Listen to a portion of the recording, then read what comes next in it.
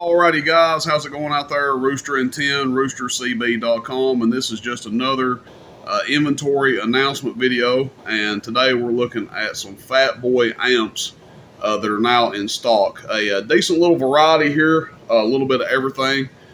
For those of you guys that prefer the Fatboy amps, there we'll talk about each one a little bit, and then we'll wrap this video up, take some pictures, and get these guys listed on the website. So just starting from the left to the right, on the far left, both of those, they're stacked on top of each other, are 4-pill 2879 standards. Those are going to take your 125 watt radios, PEP, and again, you're going to see anywhere between 800 and 900 PEP out of them.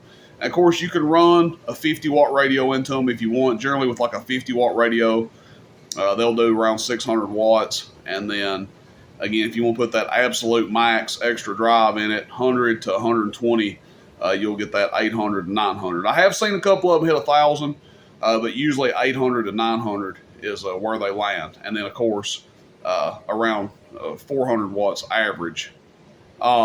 15 volts tops on those. Next, from the left side there, got two different amps. One of them is a 4-pill, just like the ones on the left, 2879 standard, except it has sideband.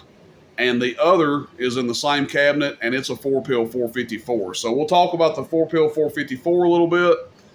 Those are going to be do around 600 watts PEP. Sometimes you'll see, a little more, a little less, but right there in that general ballpark. You hit them with a 50 watt radio, 50, I'd say 45 to 50 watt radio is kind of going to be the ideal mark.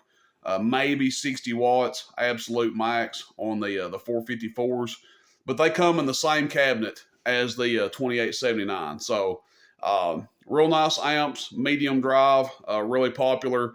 Again, that's what I tell people is if you're looking for the output of a one drive and two, but you have a radio that does too much power for a one drive and two, the 4-pill 454 is the ticket. It makes a really good driver for like a 16-pill 2879 standard, or possibly even something like a 12-pill 2879C. The 4-pill 454 works excellent. And again, it's going to have about the same output as the next amp I'm going to talk about, which is the one drive and two 2879C. So speaking of it, it is the next amp, the small one you see sitting on top of the larger amp with the blue lettering underneath it. The one on top of that is a one drive and two 2879C. Again, similar output to the 4-pill 454. They're going to be kind of neck and neck on output, except it's a low drive amp. You're only going to want to put, between 30 and 40 PEP max. And that's going to be more like your 10 watt to 12 watt average radios, like your Cobra 29s, Cobra 148s, stuff like that, your McKinleys, all those radios that do about 10 watts average and, 35 to 40 PEP, or less, of course. Less is even better. But those are going to be what works well with the one drive and two. Now, it does have 2879Cs in it, but it has a 2290 driver, so 15 volts is it. Do not exceed 15 volts on it. The larger amp that is underneath is a 8-pill 2879 standard. Has dual fans on top of it. Again, that's going to be, depending on your meter, depending on your voltage, between 1600 and 1900 watts PEP. And you're going to put between 200 and 250 PEP into it max. That's the 8-pill 2879 standard there. And that one's kind of cool looking. I think they put like some white fans in it or something. They put some different fans in it. I'll post some pictures up of it when it goes up on the website. Moving on, the amp on top over here to the far right, that's going to be a single fan, and that is a 8-pill 454 with sideband. Okay, I did a video of the bass amp version of that a couple of days ago. And that thing was getting on with it. It was doing close to 1,500 watts. So typically I tell people in these 8-pill 454s, basically 100 watts in and about 1,250 or so out. But that one that bass amp was really getting with it. It did more than I've ever seen one of these do. It did about 600 average and about 1450 PEP. So can I guarantee that this one will do that? No, I'm not going to guarantee it'll do that, but it's 100 watts in, 100 watts PEP in, and very safe to say 1 kW plus out. Generally, like I said, around 1250 PEP and about 500 to 550 average, but possibly doing more these days. Why would you want the 454 over the 2879? It's not really necessary about the output power of the 454. They're a little bit easier to drive, and they are a transistor that requires less cooling. So the 2879s and 2879Cs obviously generate a little bit more heat. The 454 is pretty rugged, and honestly, in my opinion, out of all the transistors that HG is manufacturing, the 454 is one of my favorites, if not my favorite. I wish it did the same power as a 2879C, but that's what separates the 2879C and the 454. So really like the 454 transistors, absolutely love them. That 8-pill bass amp I just sold, that thing was absolutely wicked. And again, the transistors are a little cheaper, probably $5 to $10 cheaper than your standard 2879, somewhere in between that. They don't need as much cooling. They draw a little bit less current, but again, they do a little bit less power as well. So not really 2879 numbers, but definitely some really good durability. And to me, that counts for a little more. Okay, last amp, but certainly not least, is the big boy down here on the bottom right. We'll move the camera over here. You guys can see it a little better.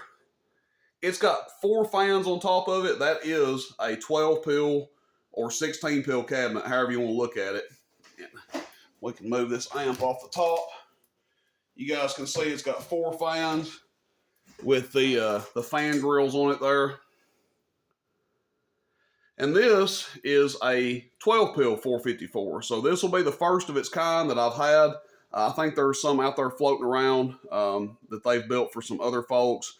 But this is a 12-pill 454, and I'm pretty anxious to see how it does. So my plan is to hit it with something that does about 150 watts or so PEP, maybe just a little bit more. Again, it kind of goes in 50-watt increments when it comes to 454s. The 4-pill takes 50 to 60. The 8, 100 to 110, maybe 120, And then the 12, we're probably going to be looking at 150 to 170 PEP going into this 12. So really excited to see how it does. 4 fans on it. It should run extremely cool and should be a really sweet amp. As far as how much am I expecting to see out of it, bottom end, and again, I haven't done the video yet, so we're going into this kind of blind. I hope it exceeds my expectations, but bottom end, I would say, 1600 watts. But if this thing jumps up and hits, 1800, that would be great, especially with 150 to 180 going in.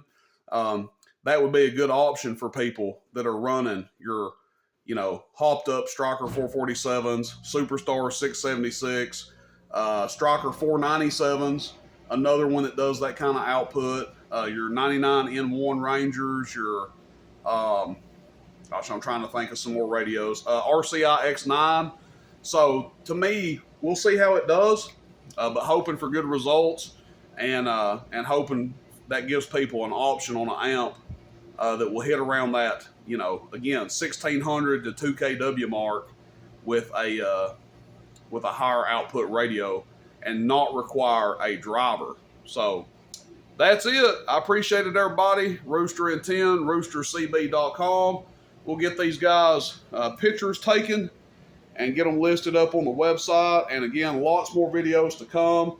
Gosh, I have got stuff piled up here everywhere and have got all kinds of stuff that I need to unbox. So thank you for y'all's patience, and look forward to doing business with more people and catch you guys out there. Everybody have a good one. Rooster and 10, roostercb.com. See you, bye.